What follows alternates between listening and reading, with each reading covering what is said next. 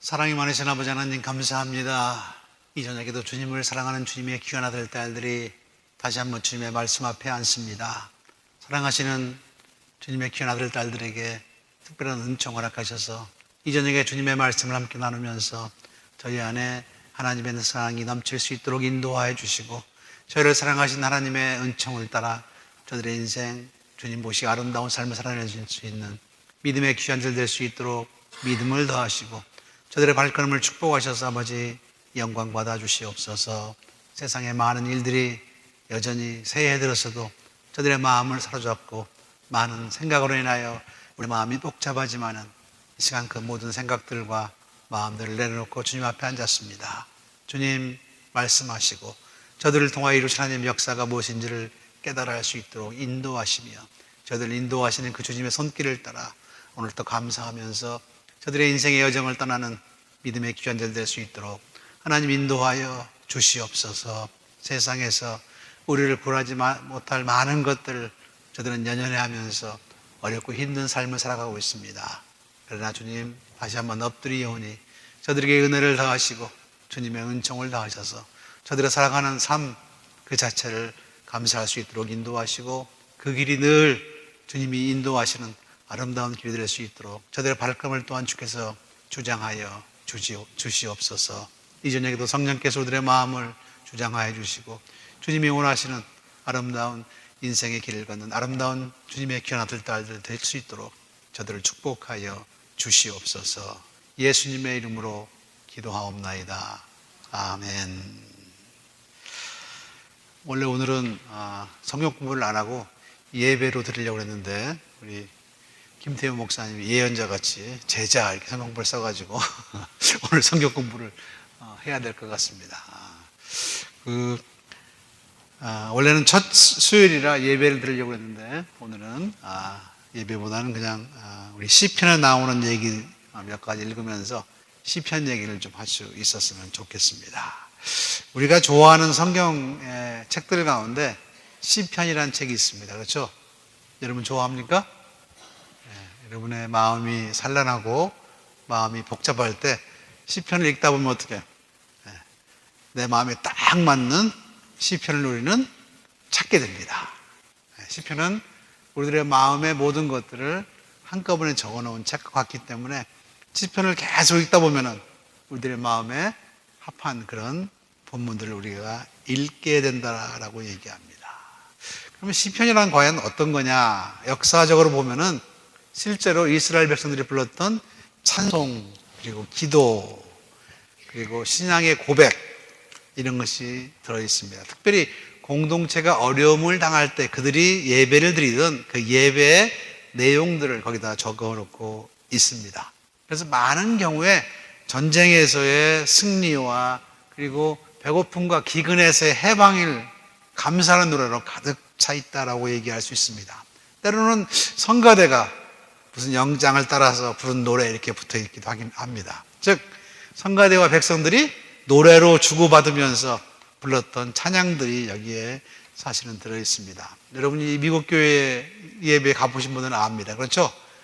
쭉 한 장 있고 말로 화답하고 찬송 하나 부르고 한 절 부르고 그런 내용들이 있죠. 그것이 바로 이제 이스라엘 백성들이 하던 겁니다. 여러분이 이제 그 유대인의 그 시나고그에 가서 보면은 이제 그렇게 예배를 드립니다. 지금도. 그래서 앞에 캔터 한 사람이 뭐라고 쫙 얘기하면 응답해서 회중들이 뭐라고 대답하고, 그리고 딱 한 절 찬양을 쫙 부릅니다. 주님을 찬양하라 그런 내용을 부르든지 그렇게 이제 부르면서 그 내용들을 따라가는데, 시편이 그런 식으로 되어 있습니다. 그래서 반복되는 구절이 굉장히 많습니다. 그렇죠?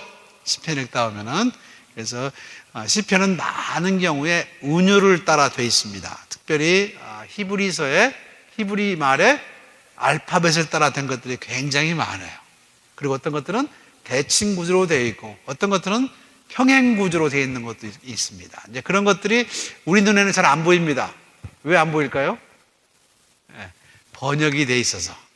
영어로도 때로는 잘 모릅니다. 왜냐하면 히브리어의 독특한 그 운을 따라서 지은 것들이 많기 때문에 시편은 번역을 하면서 많은 것들을 잊어버렸습니다. 잊어버렸어요. 왜냐하면 그렇게 시라고 하는 것이 우리가 번역해서 된다. 잘 안 되는 겁니다. 번역이라고 하는 것은 사실은 새로운 창작이기도 하거니와 원래 뜻을 시 같은 것은 번역해서 하기가 굉장히 어려워요. 물론 뭐 시를 잘 아는 사람들은 원래 시보다 더 좋은 시로 번역을 하지만은 그렇지 못한 경우가 많이 있습니다. 게다가 이 시라고 하는 것도 시대에 따라서 많이 그 해석과 번역이 달라집니다. 지금 우리가 가지고 있는 시편은 누가 번역한 건가요? 옛날에, 그죠? 1950년대에 번역한 것이고, 표준 세번역이라고 하는 성경을 보면은 그 성경은 문익환 목사님이 감수를 했어요. 그래서 여러분이 표준 성경으로, 표준 세번역으로 시편을 읽으면 시가 굉장히 아름답습니다. 우리가 개역 개정으로 읽는 것보다. 근데 우리는 원래 개역 개정을 읽었기 때문에 그렇게 안 읽으면 성이 안 차요. 그죠? 그런데 시편을 잘 모르는 사람들은 표준 세번역을 책을 사가지고 시편만큼 여러분이 읽어보시기 바랍니다. 정말 번역을 잘했는지 원래 시가 그런지 정말 깨끗하게 번역되어 있다라고 얘기합니다. 특별히 시편 부분은 문익환 목사님이 그거를 원래 시인이었던 분이 그것을 쫙 번역해서 썼기 때문에 굉장히 잘 되어 있다는 사실 여러분 기억하시면서 한번 시편을 우리가 갖고 있던 개역판이나 개정개역판보다는 표준 세번역으로 읽을 필요가 있습니다. 여러분이 이제 갖고 있는 영어 성경도 마찬가지입니다. 보통은 이제 우리가 흠정역이라고 하는 킹 제임스 버전 그걸 많이 갖고 있습니다. 여러분 잘 아는 것처럼 다우라고 쓰는 것들, 다우. 아도 아트라고 쓰는 것들. 그런 것들에 보면 그것도 음률을 따라서 사실 시편을 많이 맞춰놓은 거예요. 근데 그걸 가지고 또 번역하다 보니까 여러분이 New International Version 같은 거, NIV 이런 것들은 굉장히 의역이 많아요. 의역이. 여러분이 그렇지만은 New Revised Version 같은 NRV라고 하는 것 이런 버전은 또 직역을 해놓은 것들도 있습니다. 그만큼 이제 성경의 번역이 어렵다라고 하는 거죠. 그러면서 거기에다가 이제 글씨를 쓰기 시작했습니다. 괄호에다, 그죠? 우리가 가지고 있는 해설 성경을 우리는 많이 보죠. 해설 성경을 보면은 여러분이 잘 아는 어떤 것들이에요? 예수님의 말씀을 빨간 것으로 해놓은 거. 원래 빨간색이 있는 게 아니에요. 예수께서 그러면 거기다 빨간색을 이렇게 친 거예요. 원래 빨간색이 아니라. 그래서 그게 전부 예수님의 말씀이냐? 근데 그건 모릅니다. 우리가 빨간색을 한때해서 예수님의 말씀이다라고 생각하는데 꼭 그렇지는 않아요. 꼭 그렇지는 않습니다. 근데 시편의 경우는 그것보다 훨씬 더 자유스럽게 읽을 수 있다라고 하는 얘기입니다. 왜냐하면 시편을 읽는 사람들이 누구였느냐라고 하는 거예요. 그리고 시편을 언제 읽었느냐. 자, 여러분이 이스라엘 백성들에게 가장 큰 영향력이 있던 시기가 어떤 시기입니까? 포로기입니다. 그죠? 포로기. 잘 알죠? 바벨론 포로기가 가장 힘든 거였죠. 그죠? 그래서 그 전에 그들의 생각과 그 이후의 생각은 완전히 다릅니다. 신학이. 자, 여러분이 알겠지만 포로기 전후에는 이스라엘 백성들의 시가 상당히 교만하고 오만하고 선택에 감사한 얘기를 많이 합니다. 특별히 출애굽의 얘기를 하면서 하나님이 우리를 어떻게 해요? 특별한 백성으로 삼으셨더라고 하는 얘기를 굉장히 많이 합니다. 그런데 이제 포로기 이후에 쓰여진 시편들을 보면은 포로기 이후에 썼다니까 여러분들이 조금 헷갈리는 경우가 있을지 모릅니다. 그 전에 다 썼는데 왜 포로기 이후에 썼느냐? 아닙니다. 포로기 이전에 쓴 것도 있지만 포로기 이후에 써진 것도 있어요. 포로기에 쓰인 것도 있고 그들의 사고관이 완전히 바뀝니다. 여러분이 포로기 이후의 시편들은 대부분 어떤 거냐면 하나님의 사랑에서 우리가 어떻게 해요? 도저히 끊어질 수 없다라고 하는 내용이 굉장히 많이 나옵니다. 어렵고 힘든 그런 과정에 있으면서 그들은 하나님을 붙들었다라고 하는 얘기예요. 그렇기 때문에 그런 내용들이 많이 나와 있고, 포로기 전 얘기는 전부 출애굽의 얘기가 굉장히 많이 적혀 있습니다. 그러다가 가나안 땅에서 전쟁을 하면서 이웃 민족과의 어떤 전쟁에서 사용하던 시들도 굉장히 많이 나옵니다. 그만큼 포로기 이전과 이후가 확연히 다를 뿐만 아니라 그들이 어떤 상황에 따라서 시편은 여러 가지 정황 속에서 새롭게 다르게 읽혀진다라고 하는 겁니다.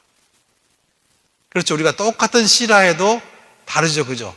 요즘 한국에서 촛불 시위를 하는데, 촛불 시위를 하면서 어떻게 해요? 부르는 노래가 옛날 불렀을 때 그런 똑같은 의미였느냐? 그건 잘 모릅니다. 그렇죠? 다르다는 거예요. 많이 다르다.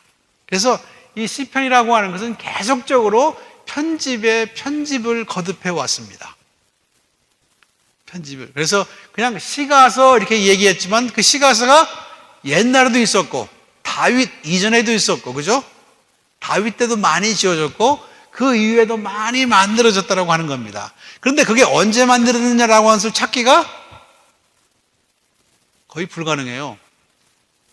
왜냐하면 이것을 콜렉터할 때 시대별로 분리해 놓은 것이 아니라 사실은 모세오경에 따라서 그 숫자만큼 똑같은 숫자의 시편을 골랐다라고 하는 거예요. 근데 고르면서 우리 같이 그렇게 인터넷이 있어가지고 어떻게 해요? 엑셀 프로그램이 있어가지고 A는 A로 다 모이고 B는 B대로 다 모여 이렇게 할 수가 없었다라고 하는 거예요. 전부 다 갖고 있는 것이 아니라 전부 어떻게 해요? 한쪽씩 가지고 있어요. 한쪽씩. 그것을 책으로 묶어놓을 때 그것이 조직적이할 수 있겠느냐? 없다는 얘기입니다. 그렇죠? 없다는 얘기예요. 물론 중요한 것들은 아주 굉장히 중요한 부분이 있습니다. 예를 들어서 시편 1편, 시편 100편, 150편 이런 것들은 굉장히 중요해요. 근데 그런 것들은 위치를 가지고 있었지만 나머지 것들은 어떻게 해요? 그냥 끼워 넣었던 거예요. 그래서 그것이 순서대로 되어진 것이 아니라 하다 보니까 형식은 모세오경의 형식을 갖췄지만은 실제로는 그런 내용들이 일관성이 많이 떨어진다라고 하는 겁니다. 그래서 여러분이 시편은 시의 컬렉션이에요. 컬렉션.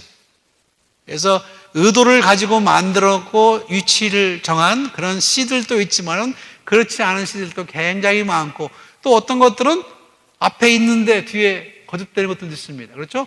어떤 것들은 두 개가 따로 있다가 합쳐진 것들도 있어요. 여러분 시편을 읽다 보면은 앞에서는 어떻게 분명히 하나님의 구원을 찬양하고 있으면서 뒤에서는 어떻게 해요? 우리를 구원해 주십사라고 하는 탄원이 들어있는 탄원시가 있다라고 하는 겁니다. 앞에서는 누구를 저주하는 거 있는가 하면 나를 구원해 주심을 감사합니다라고 하는 말이 뒤에 나오는 것들도 있고, 그렇게 시편 하나하나마다 실은 각각의 얘기를 담고 있다라고 하는 겁니다.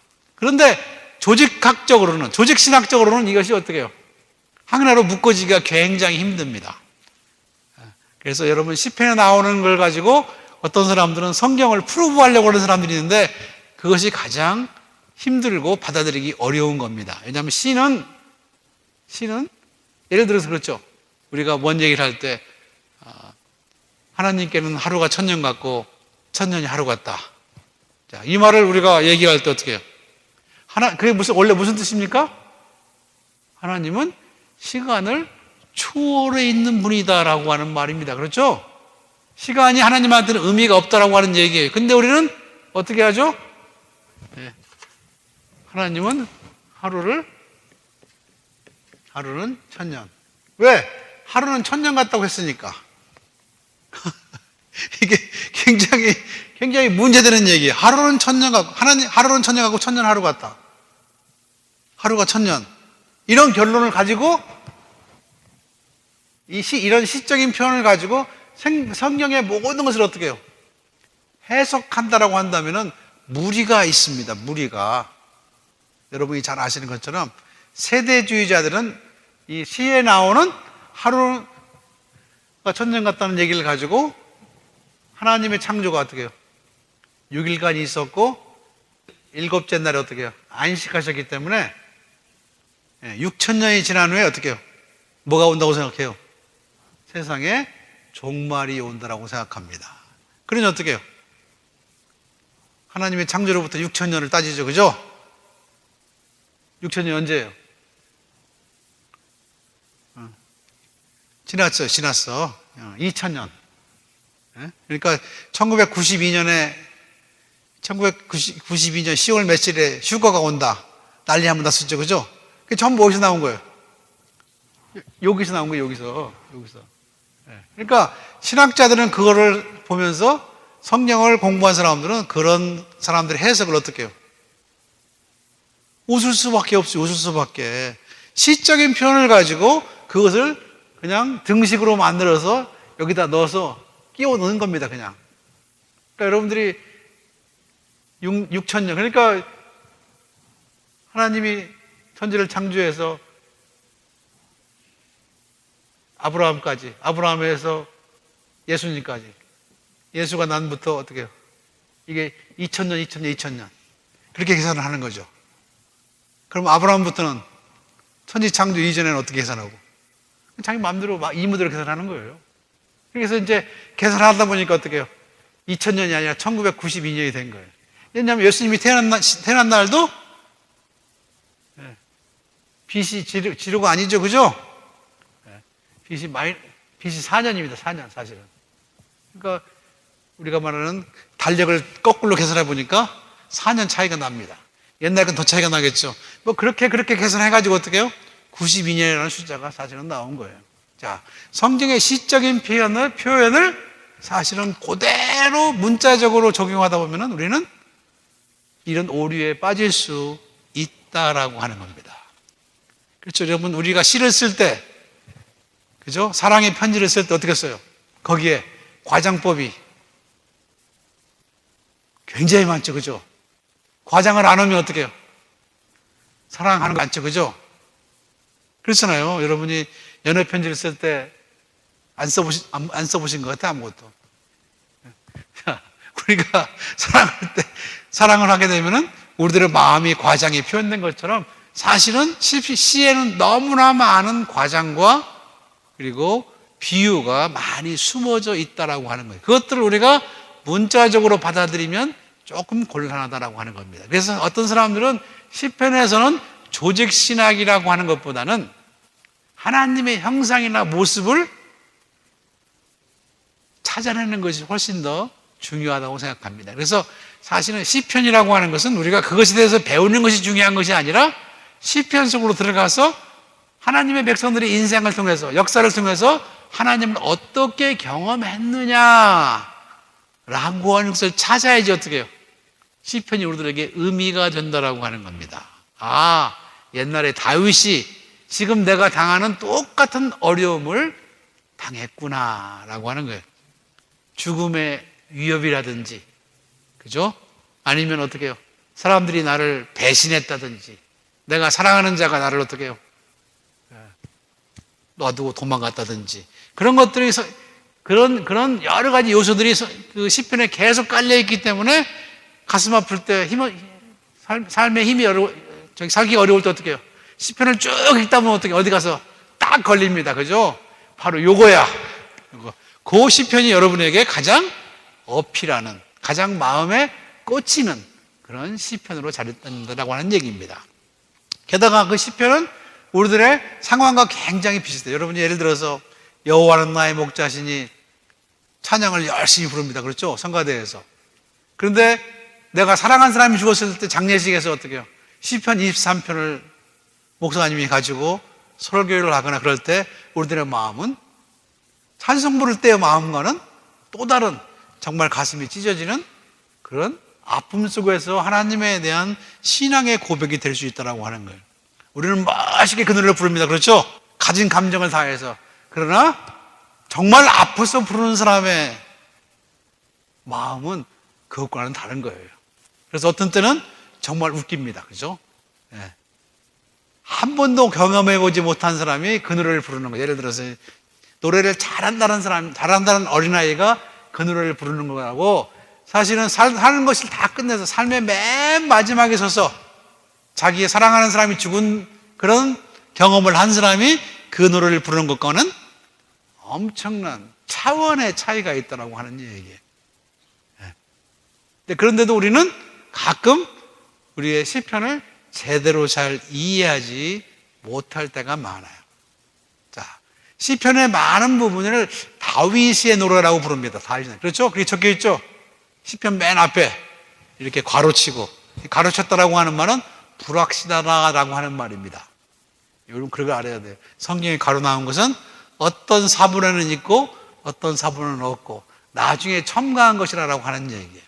근데 우리가 요즘은 이제 그렇게 남의 것 갖다가 내 이름 쓰면 안 되죠. 그죠? 그렇잖아요. 예, 남의 것 갖다가 내 이름 쓰면 어떻게 해요? 카피라이트 걸리잖아요. 근데 옛날에는 카피라이트 안 걸려요. 예를 들어서 요한의 제자가 어떤 글을 쓰고 거기다가 세례 요한이 썼다라고 하면은 자기의 스승을 어떻게 해요? 언어하는 거예요. 무슨 말인지 알겠습니까? 모세의 제자가 모세의 얘기를 한다라고 하는 거예요. 모세가 있을 때 없을 때 살았지도 않은 사람들이 그래서 모세 얘기를 하면서 모세에게 어떻게 해요? 바치는 노래 이렇게 쓰는 것도 모세의 노래 그렇게 해서 했다라고 하는 얘기입니다.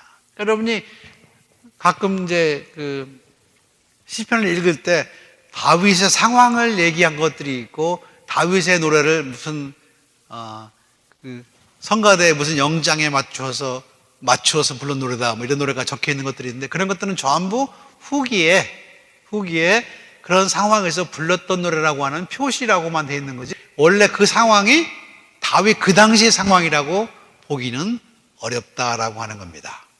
무슨 말인지 알겠죠? 그러니까 성경은 성경으로 읽는다고 해서 어떻게 해요? 거기 써 있는 것까지 어떤 사람들은 성경을 굉장히 나는 믿음이 좋다고 가지고 성경의 맨 마지막 편집 김국진 거기까지 성경이라고 믿는 사람이 있어요. 그죠? 도장 땅 찍은 거 김국진인까지 그죠? 기독교 서유의 그 대표가 김국진이에요. 근데 그것까지 성경으로 생각하면 곤란합니다.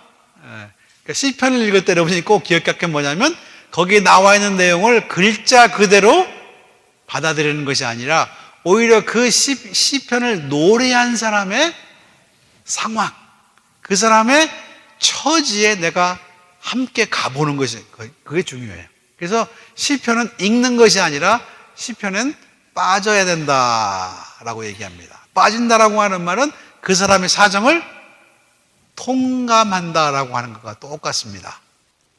그런 의미에서 시편은 정말 많은 다양한 사람들에게 어필하는 많은 시를 담고 있다라고 하는 얘기입니다. 자, 그렇다면 우리가 왜 시편을 공부해야 되느냐? 시편을 공부하는 이유는 그것이 믿음의 사람들이 이제까지 하나님을 만나고 하나님을 찬양하던 그런 모습들이 거기에 들어있기 때문입니다.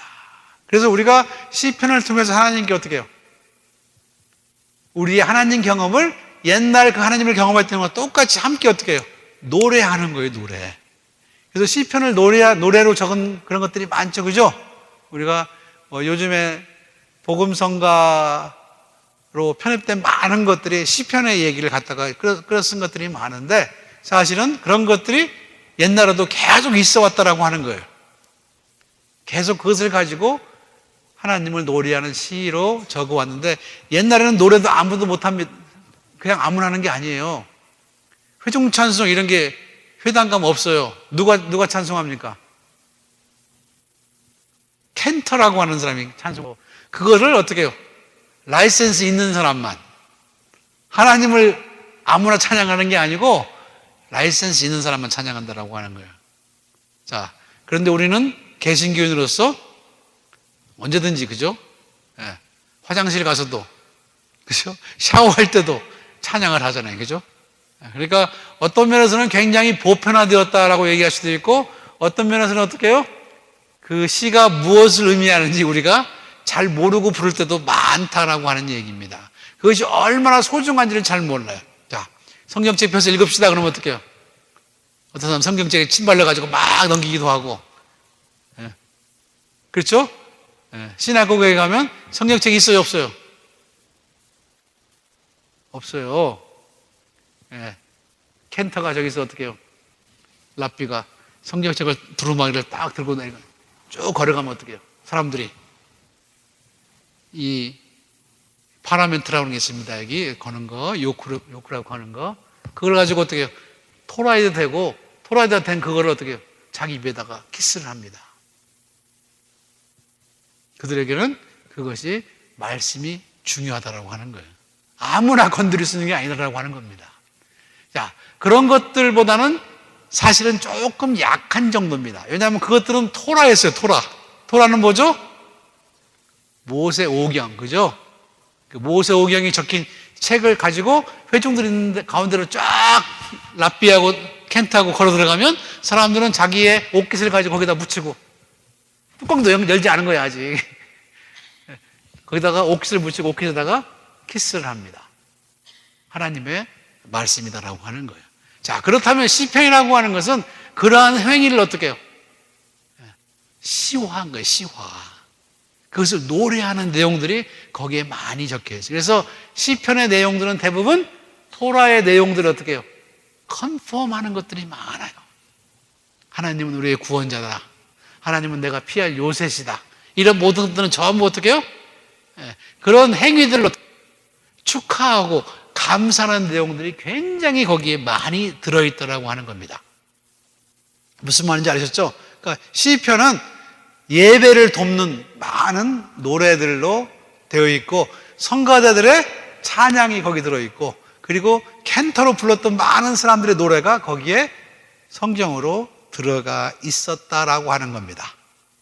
자, 그런데 참 중요한 것은 우리 주님께서 시편을 굉장히 많이 인용했다라고 하는 거예요. 그 말의 뜻은 뭡니까? 주님도 회당에 많이 갇혔다라고 하는 거죠, 그죠? 시편의 내용들을 끝까지 이건 돌아가실 때도 시편 20편 얘기를 하죠. 자, 재밌는 것이 바로 그런 겁니다. 주님은 돌아가시면서도 시편의 22편에 나오는 그런 나의 하나님, 나의 하나님, 어찌하여 나를 버리시나이까? 시편에 나오는 말이에요. 그러니까 그 주님의 말씀 가운데 시편을 인용한 말은 굉장히 많다라고 하는 겁니다. 사실 그런 것처럼 우리가 우리의 신앙에 여러 가지 어려움을 당하고 아픔을 겪을 때 시편의 말씀으로 하나님을 부르고 하나님께 탄원하고 하나님의 구원을 불러내는 그런 역할들을 감당했다라고 하는 겁니다. 자, 그러니 우리도 어떻게 해요?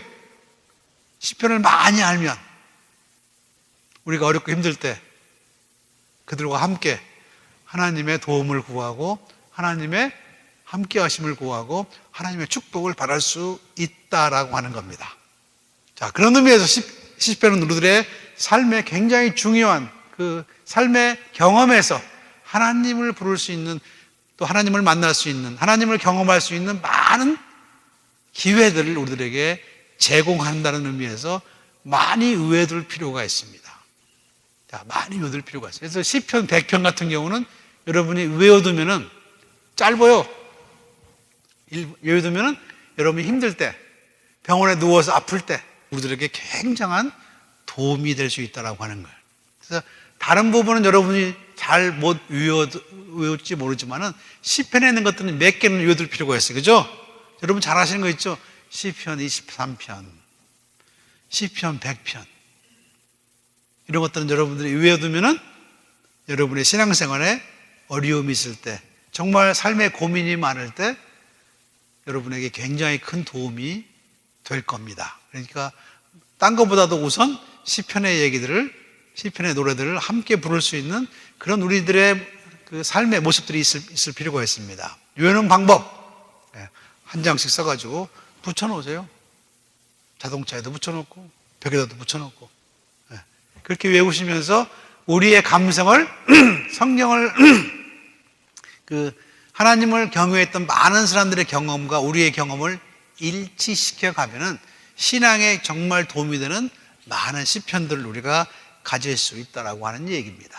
근데 한 가지 오히려 중요한 건 뭐냐면 우리의 감정을 표출하는 데는 필요하지만은 그것이 하나님에 대한 어떤 조직 신앙은 아니에요. 왜냐하면 앞에서 얘기하는 거고 뒤에서 얘기하는 거 다른 경우가 있죠. 그죠? 그렇잖아요, 여러분.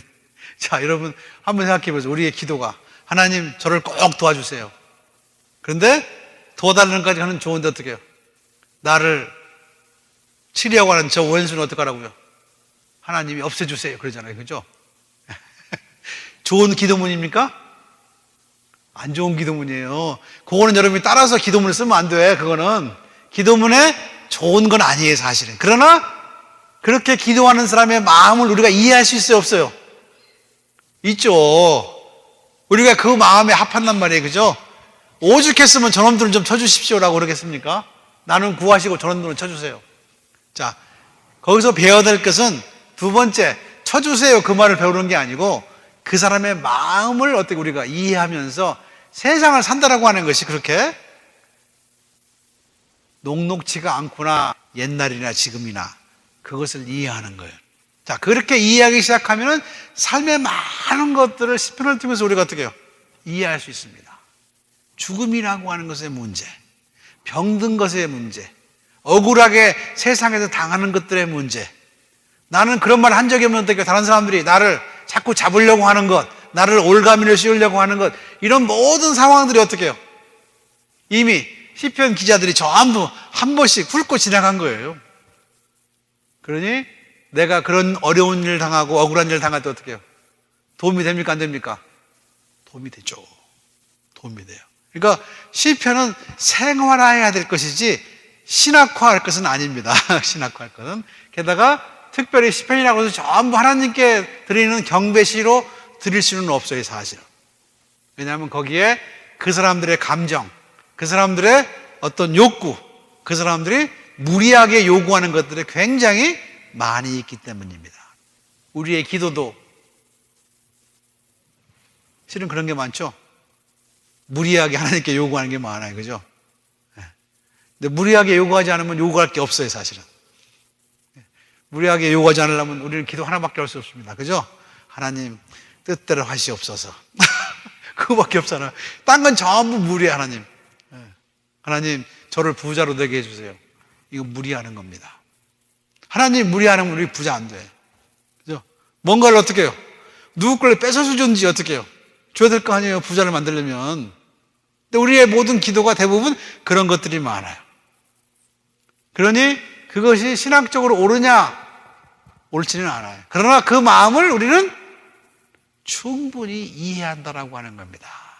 시편 기자가 당했던 여러 가지 사정을 보면은 그 사람들이 그렇게 외쳤다라고 하는 것을 이해하고 우리도 그들과 똑같은 성정을 가진 사람이라는 사실을 인정하면서 하나님의 은혜에 우리가 들어갈 수가 있다라고 하는 거예요.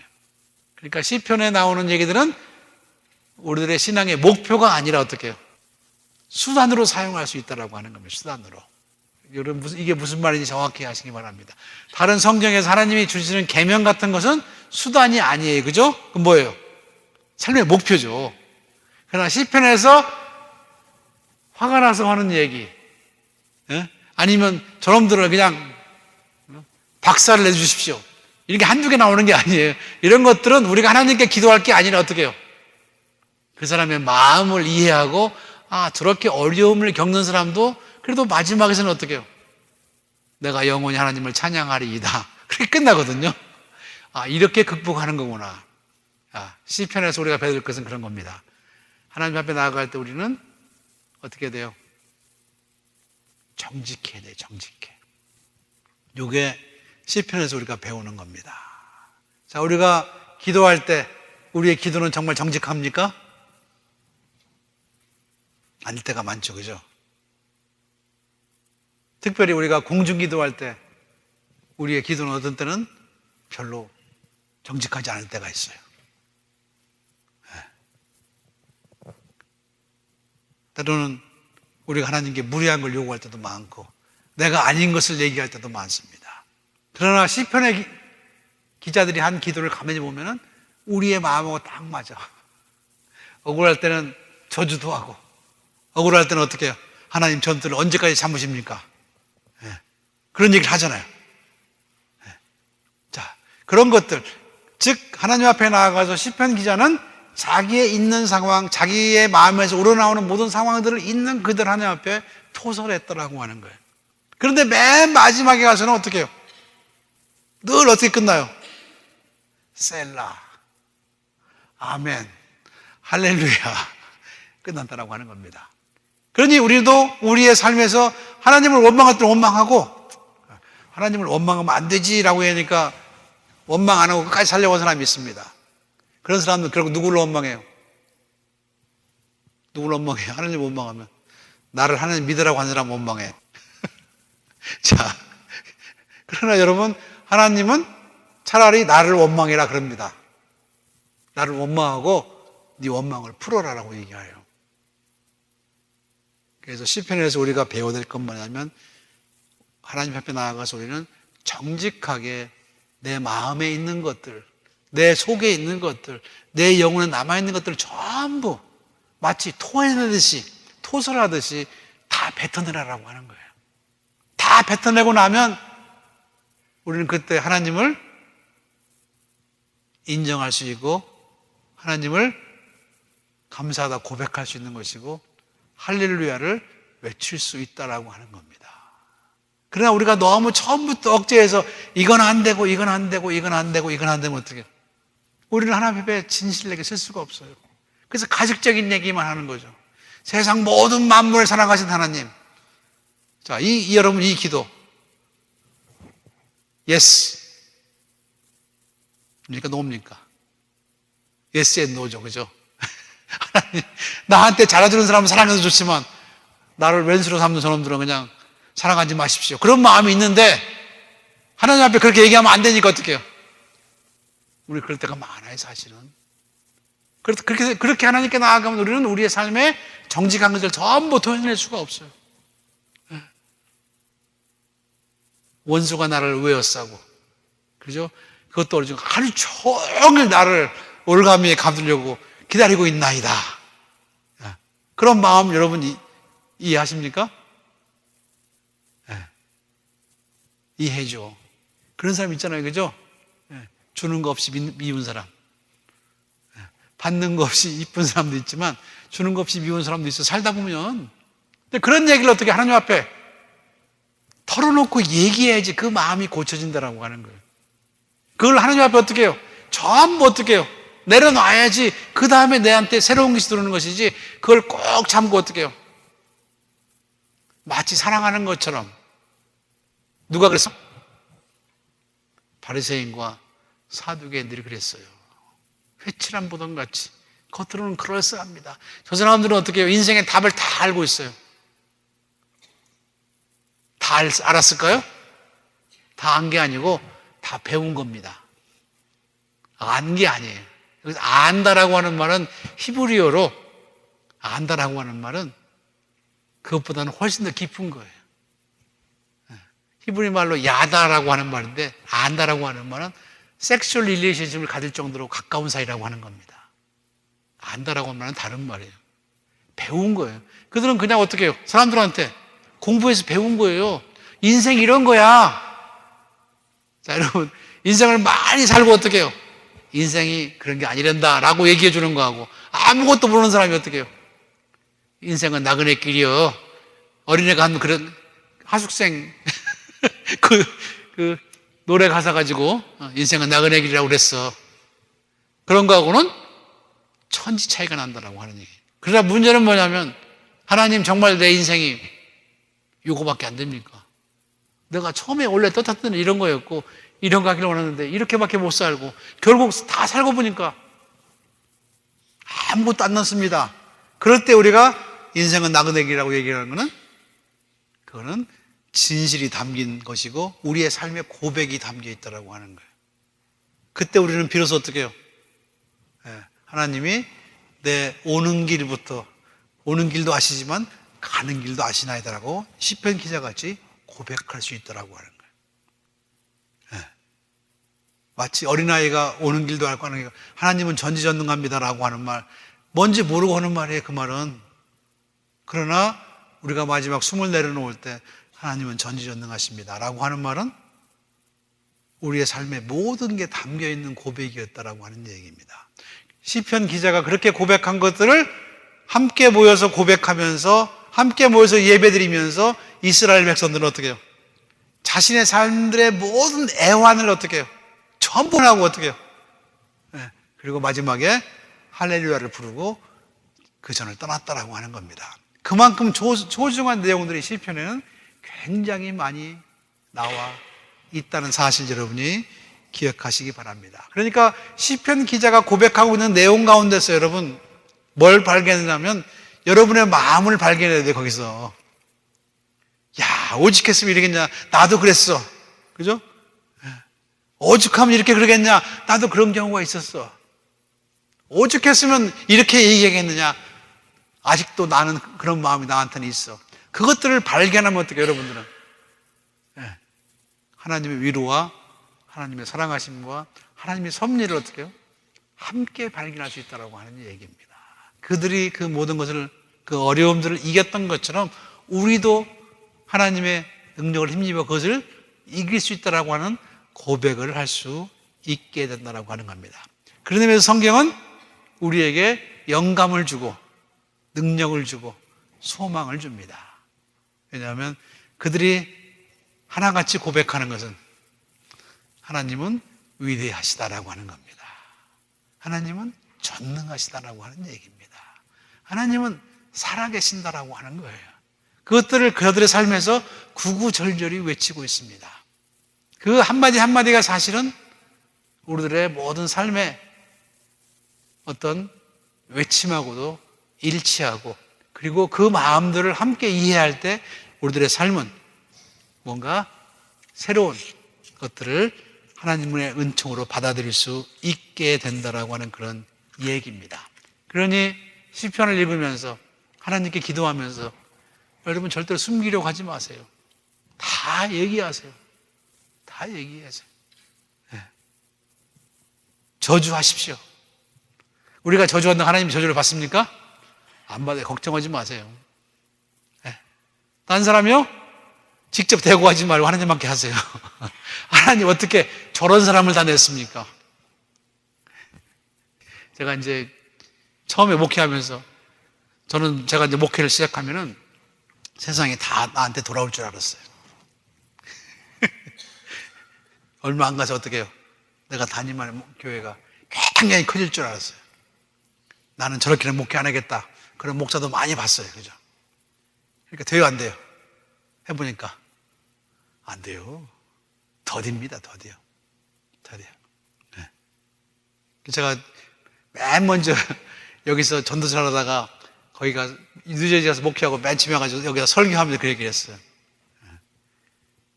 내가 없었더니 그 주일에, 내가 없던 주일에 더 많은 새로운 신조 교인이 왔더라. 헌금도 더 많이 나왔더라. 그게 뭐예요? 그게 사실은 우리들의 고백이에요. 어떤 고백입니까? 내가 하는 게 아니더라라고 하는 거예요. 이게 내가 하는 게임이 아니에요. 목회는 여러분. 절대 내 힘으로 뭐 할 수 있다. 여러분들도 혹시 착각하지 마시기 바랍니다. 여러분 속장 인도자, 제가 여러분을 위해서 기도합니다. 왜요? 그런 마음 버릴 때까지는 그게 팍팍해요. 끝까지. 왜 내가 모이라는데 안 모이지? 밥도 다 해주는데 안 모이지? 그렇게 모이는 게 아니에요. 그렇게 모였으면 어떻게 해요? 밥 많이 주는 교회가 컸죠. 밥 많이 주는 교회가 큽니까? 안 커요.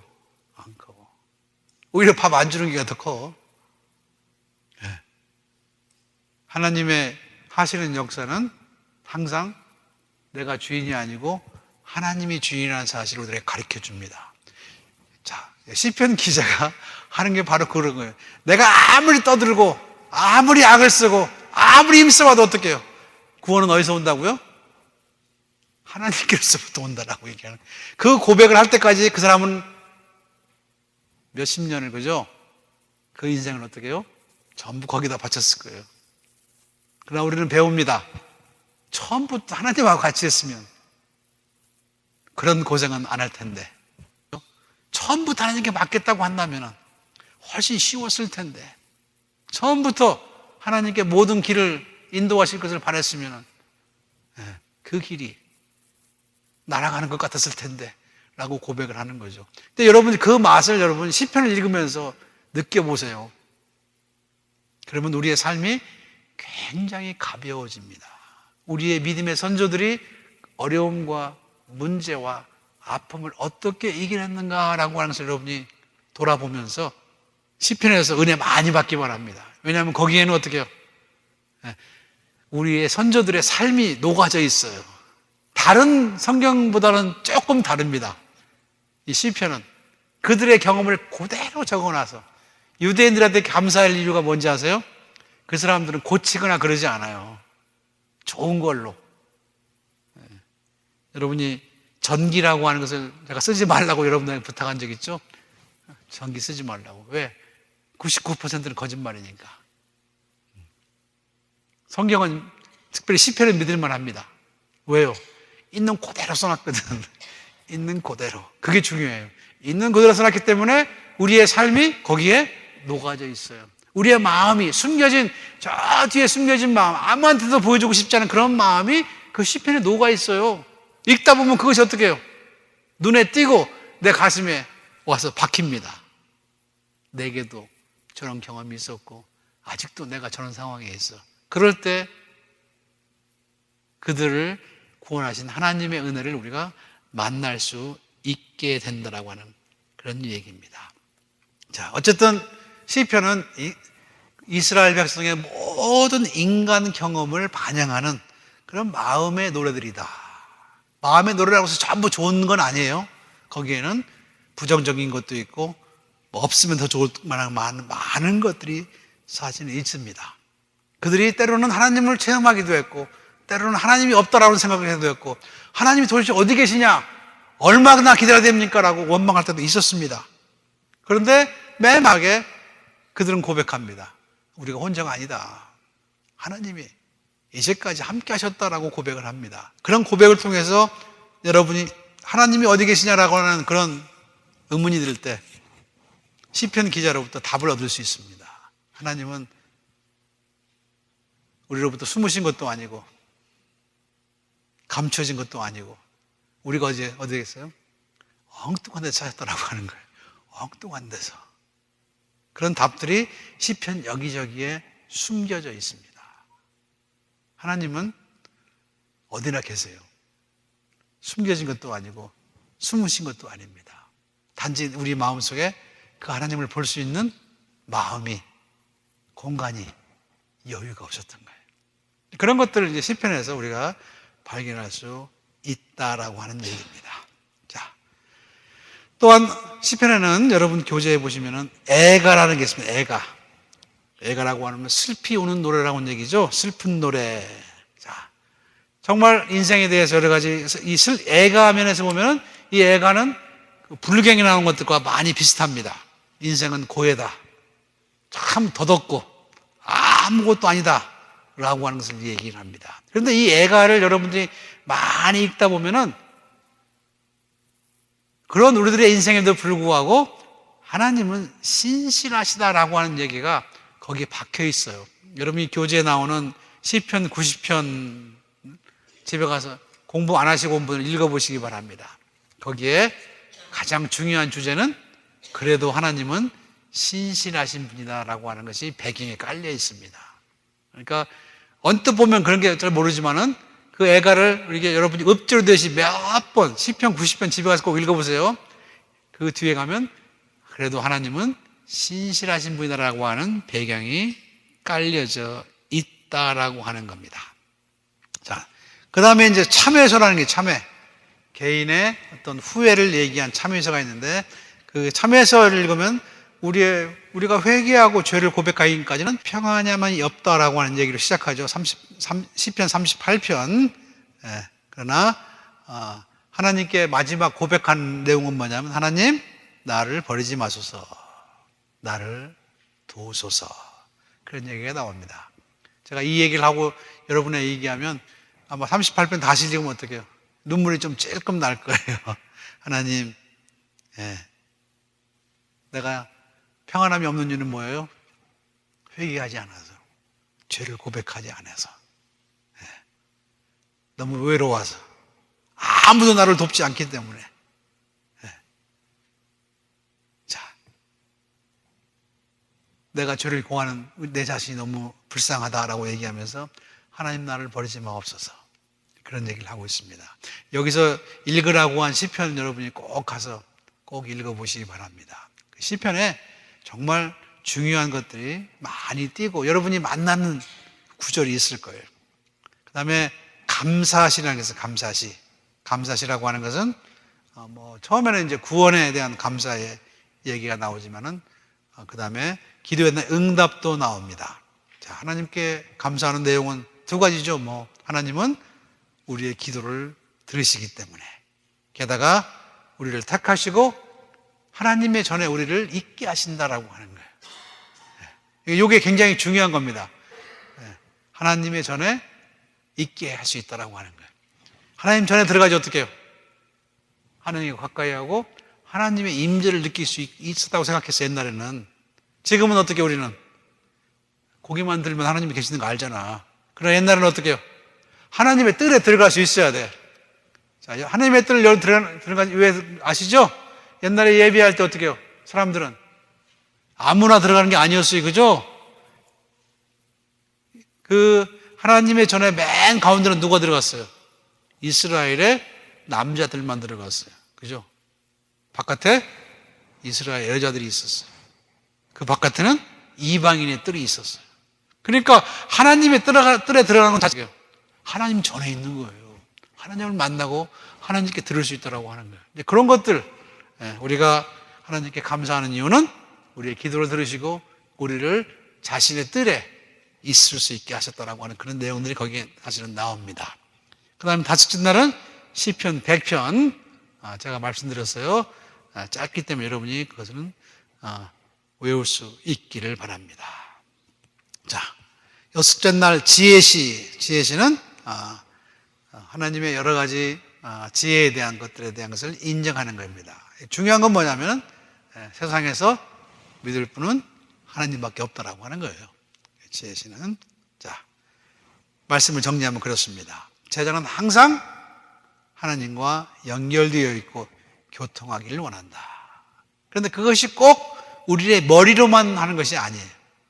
자, 우리 특별히 동양 사람들은 그런 생각들이 있습니다. 머리로 하나님을 명상하는 사람은 잘해. 그래서 답을 잘 씁니다. 그죠? 뭐에 대한 답. 추상적인 건 답을 잘 써. 근데 구체적인 건 잘 못 써. 구체적인 게 뭐예요? 어떻게 느껴지고 어떤 맛이 나고 어떤 경험이 있는가를 잘 못 써요. 구체적인 것들. 그런데 여러분들이 신학교에 가서 보면 이제 이런 시편을 나눠주고 감상할 때 얘기하라고 하거든요. 그럼 우리는 정답을 얘기합니다. 정답. 하나님은 전지전능하시고 아직도 우리의 구원이 된다라고 하는 것인데, 서양 애들 같이 공부하던 사람들의 얘기를 들으면 하나님은 참 좋으시다. 굉장히 심플합니다.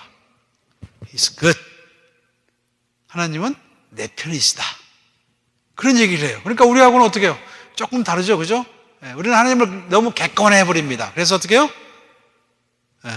하나님은 나를 기억하시고 나를 축복하신다. 그걸로 끝나. 근데 축복은 못 느껴. 요게 문제예요. 여러분, 하나님은 우리의 복이십니다. 복이 되시고 나를 사랑하십니다. 사랑은 못 느끼면서 사랑한다는 답은 쓴다라고 하는 거예요. 얼마나 없습니다. 그래서 없습니까? 뭐가 더 중요해요? 사랑을 느끼는 게 더 중요하잖아. 그래서 여러분, 사랑을 느끼는 게 중요하죠. 그죠? 사랑한다라고 아는 게 중요한 게 아니고 사랑은 느끼는 게 중요한 거예요.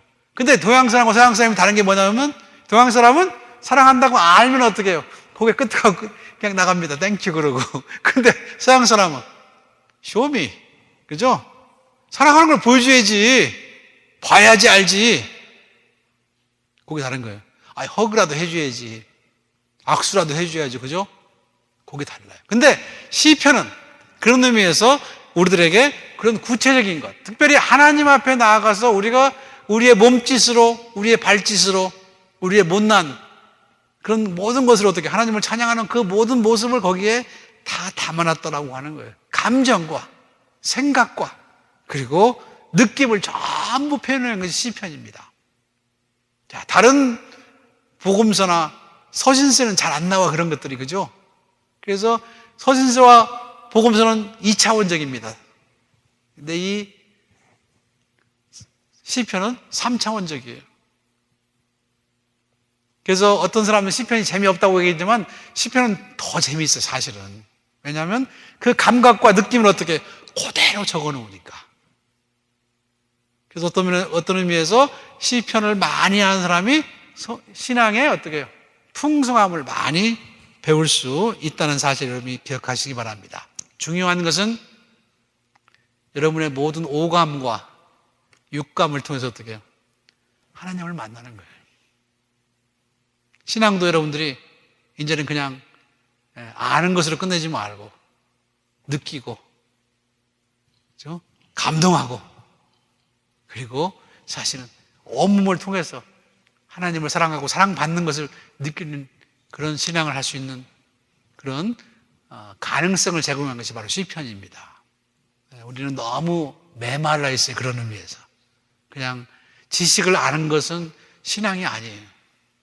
오히려 감각으로 느끼는 그런 것들이 우리들에게는 좀 더 많이 추가될 필요가 있습니다. 사랑하면 손을 잡아주는 따뜻함을 느끼는 것이고, 그죠? 사랑한다는 말을 해주는 것이고, 그리고 안아주는 그런 모습을 느껴야지 정말 사랑하는 거죠. 근데 우리는 사랑해, 그걸 끝내려고 그래요. 아닙니다. 시편은 우리들에게 말합니다. 신앙은 온몸으로 아는 거라는 것, 모든 감각을 다 동원해서 산다라고 하는 것. 그런 의미에서 우리의 그 머리로 아는 것, 지식으로 끝나는 것, 거기에다가 쌓기를 바랍니다.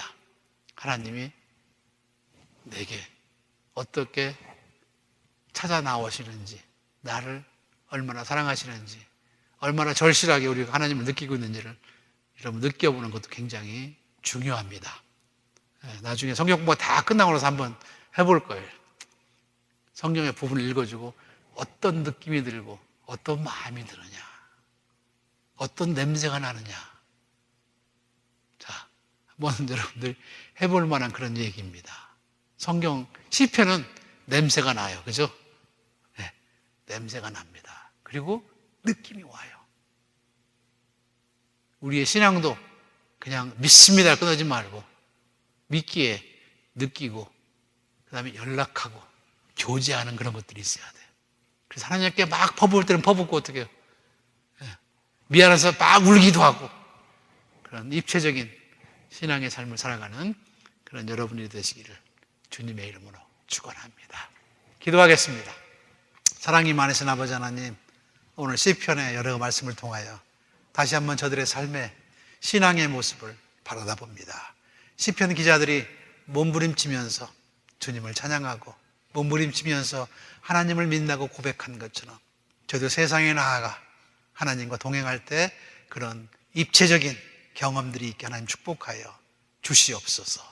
머리로 아는 것만으로 만족하지 않게 하시고 오히려 우리를 사랑하시는 그 하나님의 체온을 느끼고 그 하나님의 만져주심을 느끼면서 그 하나님의 함께 하심을 마음과 생각으로 그걸 몸으로 느끼면서 정말 아름다운 인생의 시간, 하나님과 사랑하는 시간을 가지는 믿음의 귀한 절 될 수 있도록 인도하여 주시옵소서.